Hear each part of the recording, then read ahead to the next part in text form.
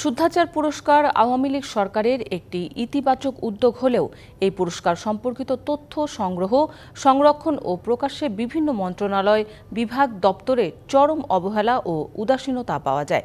এমনকি এই সংক্রান্ত তথ্য ব্যবস্থাপনায় কেন্দ্রীয় কোনো কাঠামোও নেই।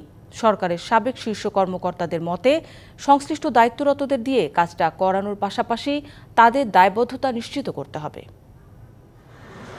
শুদ্ধাচার পুরস্কার নীতিমালা প্রণয়নের পর থেকেই সব স্তরের কর্মকর্তা কর্মচারীদের মন্ত্রণালয় ও অধীনস্থ বিভাগ দপ্তরের মাধ্যমে প্রতি অর্থবছর পুরস্কার দিয়ে আসছে সরকার। প্রথমে ১৯ ও পরে ১০টি মূল্যায়ন সূচকের ভিত্তিতে এ পুরস্কার দেয়া হয়। এর মধ্যে উল্লেখযোগ্য হচ্ছে সততা ও নৈতিকতা, নেতৃত্ব, দক্ষতা, মন্ত্রণালয়ের লক্ষ্য বাস্তবায়ন, আর্থিক ব্যবস্থাপনা, সিদ্ধান্ত গ্রহণ, বার্ষিক কর্মসম্পাদন চুক্তি বাস্তবায়ন ইত্যাদি। কিন্তু শুদ্ধাচার পুরস্কার সম্পর্কিত পূর্ণাঙ্গ তথ্য, বিশেষ করে প্রতি বছরের পুরস্কারের সমন্বিত তথ্য সরকারের কাছে নেই। যা আছে সেটাও গোছানো নেই। তথ্য অধিকারের জায়গা থেকে সহজে এসব তথ্য পাওয়ার জায়গা হচ্ছে সরকারি ওয়েবসাইট।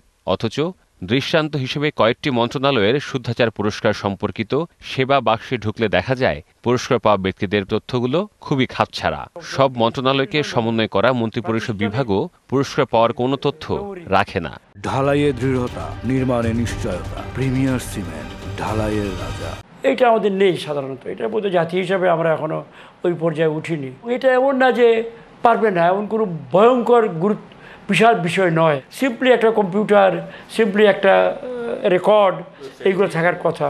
এইখানেও আমরা দুর্বল। তাহলে তাদের নেগলিজেন্সি, তারা আপডেট করে না, সেরকম কিছু একটা হবে এবং এটা হতেই পারে না। তাহলে তো ডিসিপ্লিন অ্যান্ড অ্যাপিল রুল আছে, তাদের বিরুদ্ধে ব্যবস্থা নেওয়ার ব্যবস্থা আছে। এ বাস্তবতায় শুদ্ধাচার পুরস্কার সম্পর্কিত তথ্য সাধারণ মানুষ মূলত জানতে পারেন সংবাদ মাধ্যমে, আর গণকর্মচারীরা জানতে পারেন সংবাদ মাধ্যম, নিজেদের মধ্যে আলাপচারিতায়, আর বাকিটা ওয়েবসাইটে। অবশ্যই থাকা উচিত, তার কারণ এখন তো ওয়েবসাইট আছে প্রত্যেকটা মন্ত্রণালয়ের, প্রত্যেকটা অধিদপ্তর, প্রত্যেকটা দপ্তরের, এবং এটা একটা ইন্টারেস্টিং বিষয়। এটাও কিন্তু দুর্নীতির বিরুদ্ধে একটা ব্যবস্থা। পরবর্তীকালে আরও দুর্নীতির বিষয়ে ব্যবস্থা নেওয়া হবে, এই জন্য মানুষকে সচেতন করা। না থাকার কোনো কারণ নেই, থাকা দরকার আমাদের নিজেদের স্বার্থেই, ইতিহাসের প্রয়োজনে। কিন্তু আমি স্বীকার করবো এটা পুরোমাত্রা হচ্ছে না। তবে এটাও বলা উচিত, কিছু কিছু সচেতনতা বাড়ছে। আমি আশা করি আপনারা বলছেন, জনগণ বলছে, এটা করা হবে আমি বিশ্বাস করি আর কি। ২০১২ সালে জাতীয় শুদ্ধাচার কৌশল প্রণয়ন করে আওয়ামী লীগ সরকার। এর অংশ হিসেবে ২০১৭ সালে শুদ্ধাচার পুরস্কার প্রদান নীতিমালা প্রণয়ন করা হয়, যা সংশোধন করা হয় ২০২১ সালে। উদ্দেশ্য গণকর্মচারীদের শুদ্ধাচার চর্চায় উৎসাহ দেয়া। Jewel Theotonius, DBC news, Dhaka.